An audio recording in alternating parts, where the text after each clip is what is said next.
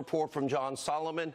It is even worse than we originally thought. Tonight, we now have clear evidence that former Associate Deputy Attorney General Bruce Ohr was at the very center of the Clinton campaign's effort to influence, and rig the 2016 election, and actually by using your federal government as a tool to do this against Donald Trump. Now, this is worse than we ever thought. Now, newly declassified texts, personal memos, handwritten notes from Bruce Ohr and Christopher Steele tonight are showing what is a coordinated effort between the Clinton campaign, the Obama administration, to use the infamous Clinton bought and paid for dirty dossier to drag down Donald Trump both before and after the election. We're going to have all the damning new details coming up, plus reaction. John Solomon and Freedom Caucus Chairman Mark Meadows. This is a huge breaking story. Also tonight, it must be a slow week for the Destroy Trump press as they continue to push the same old fake, phony, recycled scandal about the infamous meeting at Trump Tower. Now, we're going to call them out once again. And if you thought they couldn't get any more abusively biased, the fake news media, they rolled out longtime Trump hater Rosie O'Donnell to bash the president. We have all the lowlights. Now, plus the left's hypocrisy on full display last night, the West Hollywood City voting unanimously to remove Donald Trump's star from the Hollywood Walk of Fame, citing his disturbing treatment of women. Meanwhile, Bill Cosby's star is there, Brett Ratner's star is there, Kevin Spacey's star is there, totally intact. And we'll also show you all the updates from day 6 of the trial of the century, the 2005 tax case of Paul Manafort. By the way, an incredible exchange between Team Mueller and Judge Ellis. Apparently, Mueller's guy was in tears. Now, sit tight. It's time for tonight's important breaking news opening monologue. All right, for over a year, we have been reporting accurately, and now we know more about Bruce Ohr's suspicious ties to Fusion GPS. Remember, his wife, Nellie Ohr, actually worked with Christopher Steele for Fusion GPS and the ones that put together the Clinton bought and paid for Russian dirty dossier. And as you know, the dossier was a campaign op research document put together by Steele himself. He doesn't stand by it. A former foreign spy, full of Russian lies, full of misinformation, full of propaganda. Hillary paid for it, the DNC paid for it, all by funneling money through a law firm to Fusion GPS. And now, according to John Solomon's reporting tonight, we have clear evidence that Bruce Ohr, the fourth most powerful person in the Obama Justice Department, was working hand in hand with Christopher Steele and Hillary Clinton's op research team, both before and after the election, clearly to stop President Trump from winning the election, and then after he won the election, literally destroy him with the Clinton-funded Russian lies that nobody ever verified and has now been totally debunked. Now, let's take a look at some of the most damning evidence. Look at this. July 1st, 2016. Christopher Steele reaches out to Bruce Ohr. He wrote, quote, "There is something separate I wanted to discuss with you informally and separately. It concerns our favorite, business tycoon." Now, that clear reference was to then candidate President Trump. That was followed up on July 30th, 2016, 3 months before Election Day. Steele met Bruce and Nellie Ohr for breakfast. Now, this was a meetup that was documented by this text, quote, "Great to see you and Nellie this morning, Bruce. Let's keep in touch on the substantive issues. Glenn Simpson, founder of Fusion GPS, is happy to speak to you on this if it would help." Now, just one day later, anti-Trump FBI investigator Peter Strzok, he opened up the investigation into the phony claims of Trump-Russia collusion. Do you see how this is all coming together? And after the election ended and President Trump was sworn in, which they didn't think would happen, well, then the communication even continued. Now, on January 31st, 2017, now president, just sworn in, Steele texted, or, quote, "Just want to check you are okay, still in the situation and able to help locally as discussed, along with your bureau colleagues." Now, this text is actually damning for two reasons. One, it shows that Bruce Ohr was, in fact, feeding the FBI Steele's lies, misinformation, and propaganda. And number two, it shows the FBI was breaking their own protocol, their own rules. Steele had been barred from working with the FBI in November of 2016 because of his leaking to the news media. And let's also keep in mind the major role that this Steele, Clinton paid for dirty dossier played in the FISA applications against the Trump campaign associate Carter Page. We now have proof Bruce Orr likely funneled the dossier to the FBI, a document Orr knew was op research bought and paid for by the opposing political party in an election year. And remember, just yesterday on this program, House Intel Committee Chairman Devin Nunes, he revealed exculpatory evidence was completely omitted from the FBI's FISA applications against Carter Page. Watch this. There is exculpatory evidence that we have seen of classified documents that need to be declassified. These were not, when I say exculpatory in nature, in what way? I don't mean to press you. Exculpatory in what way? In that the Carter Page FISA, when the judges should have been presented with this exculpatory evidence that the FBI and DOJ had. Do you see this? There you have it. This is Obama's Justice Department, part of Obama's branch, literally using your federal government, your tax dollars, in this case as a weapon against the Trump campaign and then later the President of the United States, President Trump himself. They used Clinton campaign material, never verified, never corroborated, the phony Russian dossier to rig a FISA court application, lying to judges to spy on Team Trump. Then they used the very same op research that she paid for to open up a phony Russia collusion investigation into then candidate Trump. And then they leaked the contents of the dossier to the press because they wanted to influence the election in favor of Hillary Clinton against Donald Trump and lie to you, the American people. And on top of it all, the FBI, on top of Hillary paying Steele through Fusion GPS and the DNC paying him, the FBI paid him. The FBI made 11 payments to Christopher Steele. I have been saying, and now it has all come together, the biggest political corruption, abuse of power scandal in our lifetime. This should outrage every single American. I don't care what your political affiliation is. Let me say this slowly. They tried to steal in the United States of America a presidential election, and we have the evidence. In other words, they abused their power to steal an election, a presidential election. Our Justice Department has been weaponized for pure partisan political gain. We have so much on this major development. We're going to talk to John Solomon and Mark Meadows in just a minute.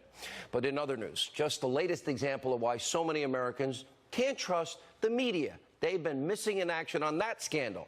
Last night, we called them out again for hyping up yet another fake news story about the 2016 Trump Tower meeting between Don Jr. and the, quote, Russian lawyer.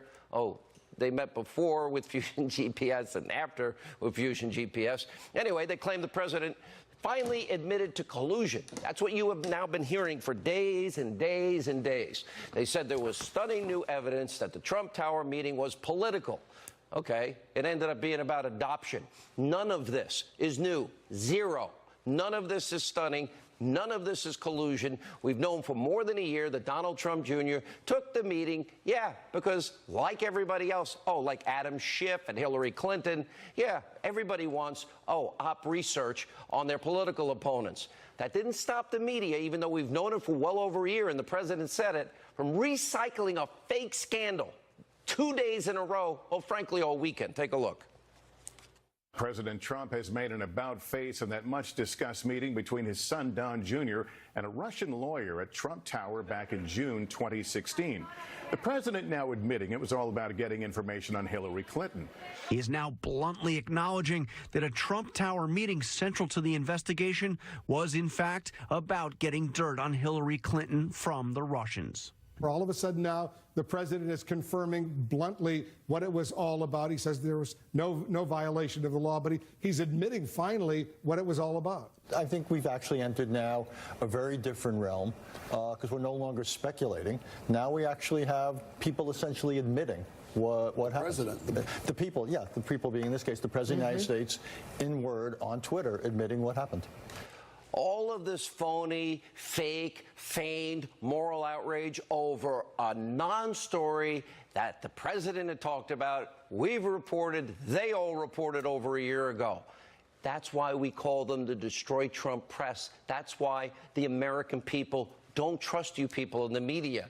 And by the way, that's why we'll call you fake news. And if you thought the media's bias couldn't get any worse, well, think again.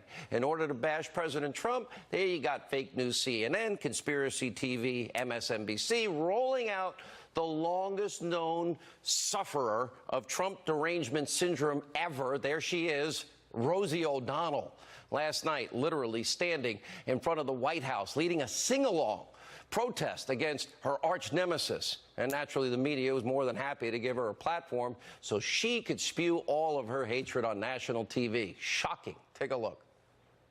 He should not be president, and I don't believe that he's a legitimate president. I believe if it wasn't for Russia, he never would have won. They actually gave him the election. I believe that firmly, and I think a lot of people do. I believe he should be impeached. I'm sickened by Congress that doesn't call for articles of impeachment when we have so much evidence of his horrible high crimes and misdemeanors. Did they come in there and make Trump win when every single exit poll and every person in America knew for sure that Hillary Clinton was going to win? Do you think that there was anything to do with Russia, or just a real big swirl for Donald Trump in these specific areas with the same exact amount of votes that were needed? We're going to stand up at the polls and let him know. And unless he goes in and has the Russians kind of fix it like he did last time in 2016, you know, we're going to see him gone. And that's what I'm waiting and hoping for.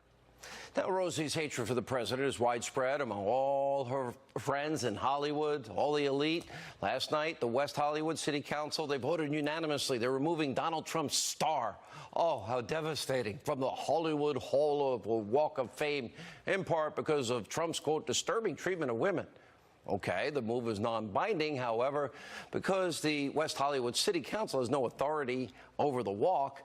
Let's take a look at the stars not targeted last night by the West Hollywood City Council. There we have Bill Cosby, recently found guilty of drugging and sexually assaulting a woman. And then you have dozens of other similar allegations levied against Bill Cosby. Oh, there he is, Kevin Spacey. Oh, yeah, he's facing tons of accusations of sexual misconduct from more than 10 people, including multiple victims who were allegedly abused in their early teens. You got Brett Ratner. He's been accused by multiple women of serious sexual misconduct and assault. Jeffrey Tambor, Oliver Stone, and many others. But the West Hollywood City Council is saying their vote has nothing to do with politics whatsoever. And finally tonight, day 6 of the biggest trial of the century, the 2005 tax case of Paul Manafort. Well, it's come to a close, but not without a very tense moment between Team Mueller and Judge Ellis. Now, according to reports, the judge reprimanded a prosecutor in court and then accused him of tearing up. This would be Mueller's guy. And Judge Ellis repeatedly clashing from day one with members of Mueller's legal team, often questioning the relevance of, quote, the evidence or so-called evidence presented in court. Meanwhile, the prosecution's star witness, Rick Gates, he continued his testimony from the stand. Manafort's defense attorney, they raised serious questions about the character of the star witness, including all the instances he actually, embezzled a ton of money from Paul Manafort. The defense team accused Gates of using the money to fund a secret life and an affair in London. And despite all of that, the odds are definitely stacked against Paul Manafort, who currently faces a potential life sentence. This is a 2005 case, and remember what the judge said, to put the screws to Manafort, to make him sing or compose, so they'll get information so they can get Trump. They started with his lifestyle. They talked about oligarchs. Then we got the Mueller team guy tearing up in court, and the judge ripping him, saying, look at me. I think the judge knows what's going on here. I think it's pretty obvious. But because Rod Rosenstein's mandate was so broad, and this has nothing to do with Russia, Nothing. Nothing to do with collusion. Nothing to do with Trump. Nothing to do with the election at all. Well, this is what Mueller gives us. Here with more details, reaction to our top story surrounding Bruce Orr's connection to Glenn Simpson, Freedom Caucus Chairman Mark Meadows, and from the Hill, it's John Solomon. John, it's your story. Let's get to how a senior DOJ official helped Democratic researchers on the Russia case, before and after the election. Yeah, Break it down. I think you hit it in your monologue just right, Sean. We now know that Bruce Orr was not just some ancillary figure. He was a central figure. He was the glue that connected the Democratic opposition research effort to destroy Donald Trump during the election by accusing him of having ties to Russia with the Justice Department and the FBI. And he's not just anybody. He's the deputy to the Deputy Attorney General. That means the same Deputy Attorney General, Sally Yates, who signed the FISA warrant for Carter Page. Her man is meeting outside of the FBI with the primary sources that Hillary Clinton dug up. And he's coordinating. In the beginning, he's finding out what's going on. He's talking. Then when Christopher Steele is fired by the FBI, the FBI told him, you're no longer suitable as an asset to be a source, and you may not gather any more information under the color of the FBI. And what happens? 21 days later, Bruce Orr is gathering information for Steele and giving it to the FBI, and Pete Strzok is right there playing wide receiver, catching it. It's extraordinary. The FBI is violating its own rules. It's probably misleading the FISA court. The Justice Department has kept us in the dark about this for 18 months. We'll see tomorrow how good the media is. I'm going to put these documents up on the Hill website. People can go read them themselves. Let's see if the media writes as much about this as they do about the Manafort trial. Yeah, the Manafort, the trial of the century over a tax case. Congressman Meadows, you have been, and other Freedom Caucus members have been the ones, number one, demanding transparency, demanding subpoenas are complied with. There's been obstruction, there's been delays, there's been phony redactions, phony claims of national security.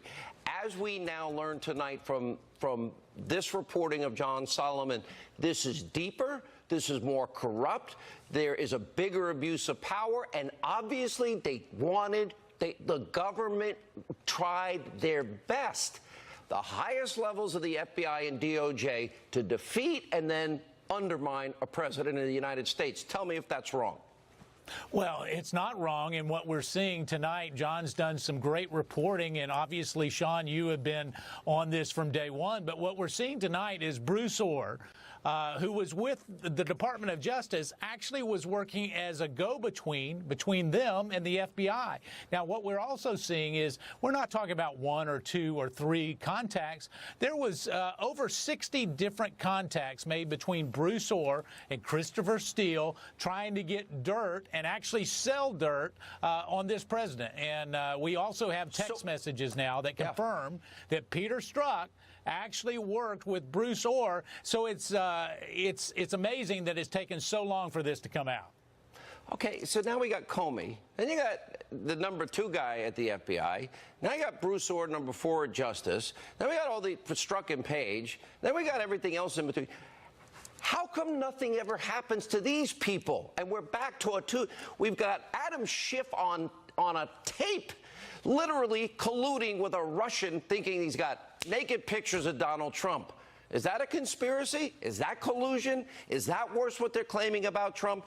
And then we got Hillary paying for Russian lies, manipulating the American people, and on top of that, using it to spy on Americans. John Solomon, or Mark Meadows, we'll go to you first. How deep does this go, and when do these people ever get held accountable? Well, we know that there's 2 standards. One for those that are well connected, and we're seeing that as John is reporting tonight. But it goes very deep. If you start to read some of these emails and the text messages, we're just now starting to uncover really how awful this was. You know, let's put it in context. It was July 30th, the day before the investigation started, when there was a meeting at the Mayflower that started this between Bruce Orr and Christopher Steele. All right, last word we're going to give to John Solomon tonight. And where is this going? There's more coming.